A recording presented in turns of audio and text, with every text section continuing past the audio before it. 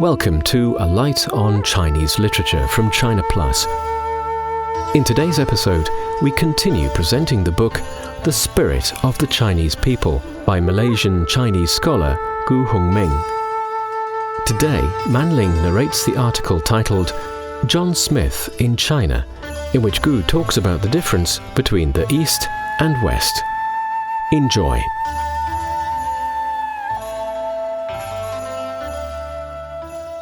The Philistine not only ignores all conditions of life which are not his own, but he also demands that the rest of mankind should fashion its mode of existence after his own. Goethe. Mr. W. Stead once asked, "What is the secret of Marie Corelli's popularity?"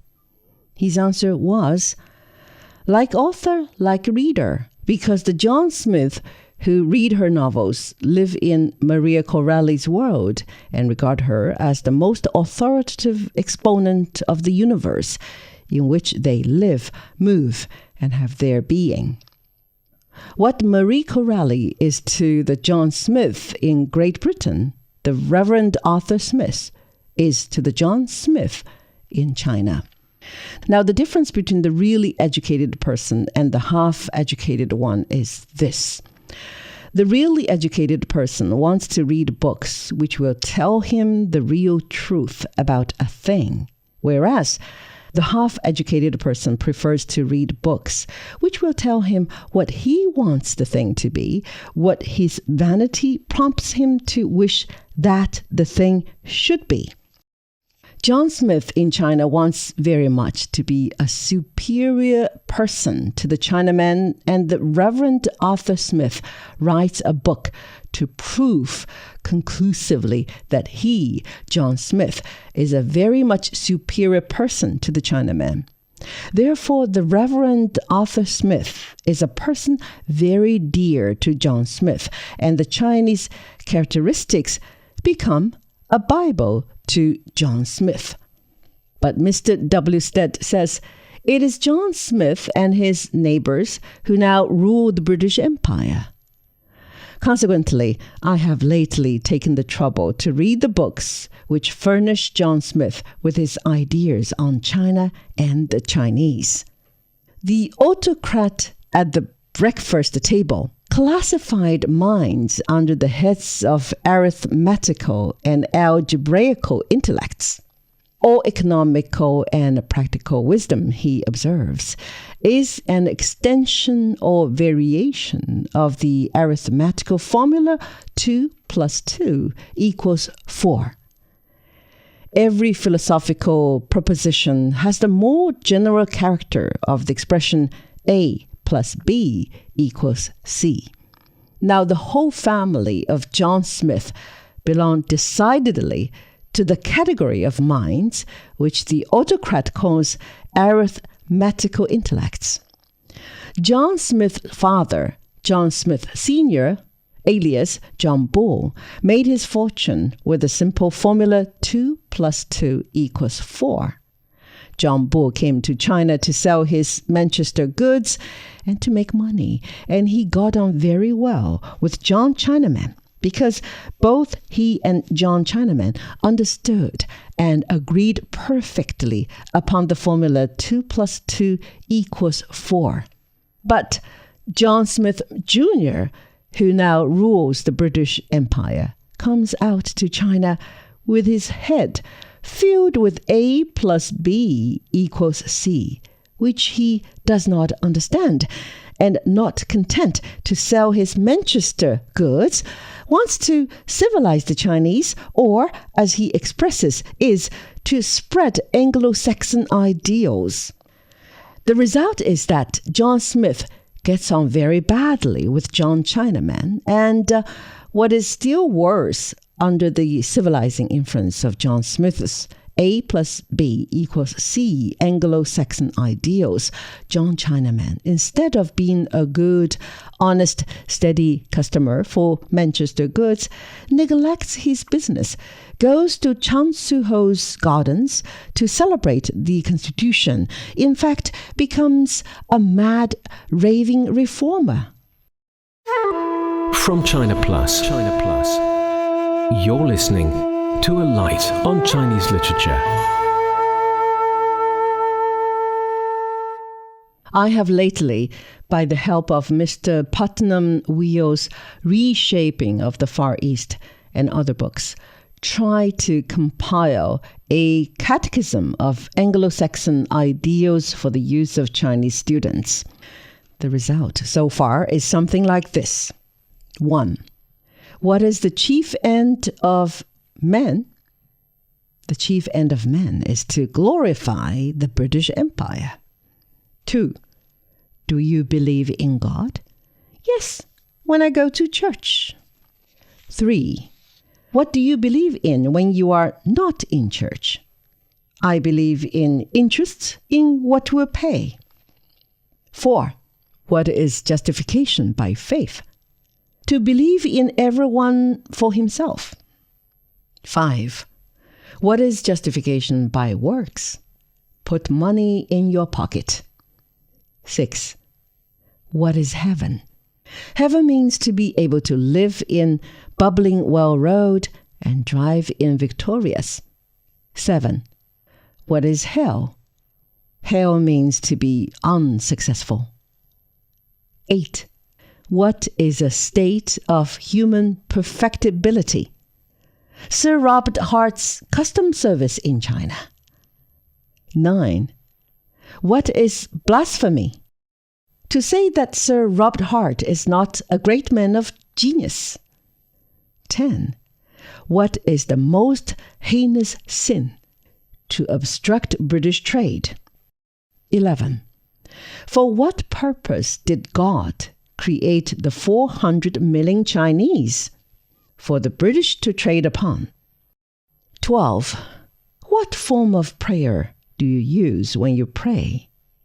We thank Thee, O Lord, that we are not as the wicked Russians and brutal Germans are, who want to partition China. 13. Who is the great apostle of the Anglo-Saxon ideals in China? Dr. Morrison, the Times correspondent in Peking. It may be a libel to say that the above is a true statement of Anglo-Saxon ideals, but anyone who will take the trouble to read Mr. Putnam Weo's book will not deny that the above is a fair representation of the Anglo-Saxon ideals of Mr. Putnam Weo and John Smith, who reads Mr. Putnam Weo's books. The most curious thing about the matter is that the civilizing influence of John Smith's Anglo-Saxon ideals is really taking effect in China. Under this influence, John Chinaman, too, is now wanting to glorify the Chinese Empire. The old Chinese literati, with his 8-legged essays, was a harmless humbug. But foreigners will find to their cost that the new Chinese literati, who, under the influence of John Smith's Anglo-Saxon ideals, is clamoring for a constitution, is likely to become an intolerable and dangerous nuisance. In the end, I fear John Bull Sr. will not only find his Manchester goods trade ruined, but he will even be put to the expense of sending out a General Gordon or Lord Kitchener to shoot his poor old friend John Chinaman, who has become non-compos mentis under the civilizing influence of John Smith's Anglo-Saxon ideals. But that is neither here nor there. What I want to say here in plain, sober English is this. It is a wonder to me that the Englishman who comes out to China with his head filled with all the errant nonsense written in books about the Chinese can get along at all with the Chinese with whom he has to deal. Take this specimen, for instance, from a big volume entitled The Far East, Its History and Its Questions by Alexis Krauser. The crux of the whole question affecting the powers of the Western nations in the Far East lies in the appreciation of the true inwardness of the Oriental mind. An Oriental not only sees things from a different standpoint to the Occidental, but his whole train of thought and mode of reasoning are at variance. The very sense of perception implemented in the Asiatic varies from that with which we are endowed. After reading the last sentence, an Englishman in China, when he wants a piece of white paper, if he follows the ungrammatical Mr. Krause's advice, would have to say to his boy, "Boy, bring me a piece of black paper." It is, I think, to the credit of practical men among foreigners in China that they can put away all this nonsense about the true inwardness of the Oriental mind when they come to deal practically with the Chinese. In fact, I believe that those foreigners get on best with the Chinese and are the most successful men in China who stick to 2 + 2 = 4 and leave the A + B = C theories of Oriental inwardness and Anglo-Saxon ideals to John Smith and Mr. Krause. Indeed, when one remembers that in those old days, before the Reverend Arthur Smith wrote his Chinese characteristics, the relations between the heads or taipans of great British firms, such as Jardine, Matheson, and their Chinese compradors, were always those of mutual affection, passing on to one or more generations.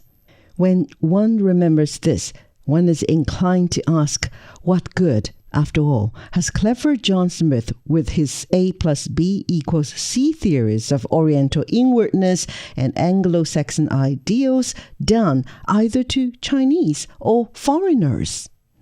Is there then no truth in Kipling's famous dictum that East is East and West is West? Of course there is. When you deal with 2 + 2 = 4, there's little or no difference. It is only when you come to problems as A + B = C that there is a great deal of difference between East and West. But to be able to solve the equation A + B = C between East and West, one must have real aptitude for higher mathematics. The misfortune of the world today is that the solution of the equation A + B = C in Far Eastern problems is in the hands of John Smith, who not only rules the British Empire, but is an ally of the Japanese nation. John Smith, who does not understand the elements even of algebraical problems. The solution of the equation A + B = C between East and West is a very complex and difficult problem.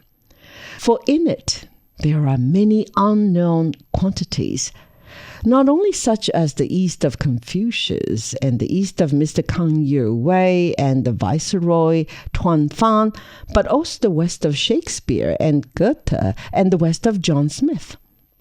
Indeed, when you have solved your A + B = C equation properly, you will find that there's very little difference between the East of Confucius and the West of Shakespeare and Goethe. But you will find a great deal of difference between even the West of Dr. Leck, the scholar, and the West of the Reverend Arthur Smith.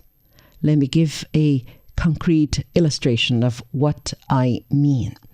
The Reverend Arthur Smith, speaking of Chinese histories, says, Chinese histories are antediluvian, not merely in their attempts to go back to the ragged age of zero of time for a point of departure, but in the interminable length of the sluggish and turbid current which carries on its bosom not only the mighty vegetation of past ages, but wood, hay, and stubble past all reckoning.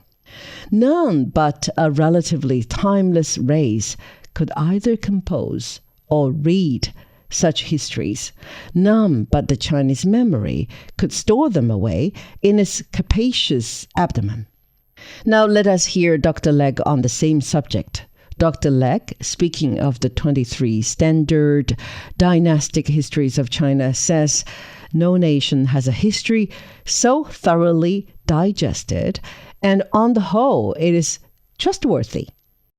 Speaking of another great Chinese literary collection, Dr. Legge says, the work was not published, as I once supposed, by imperial authority, but under the superintendence and at the expense, aided by other officers, of Yun Yan, Governor-General of Guangdong and Guangxi in the 9th year of the last reign of Qianlong, 1820.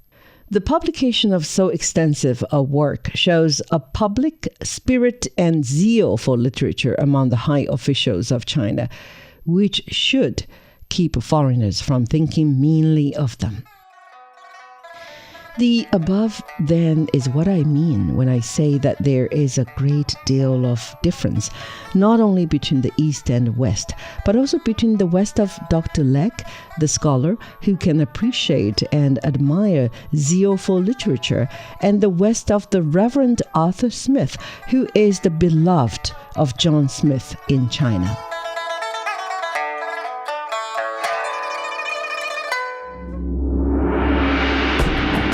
This has been a China Plus production. Thanks for listening. If you like the show, be sure to subscribe to the podcast for free.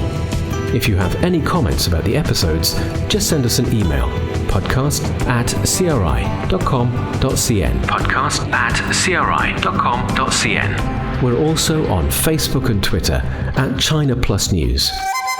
China Plus.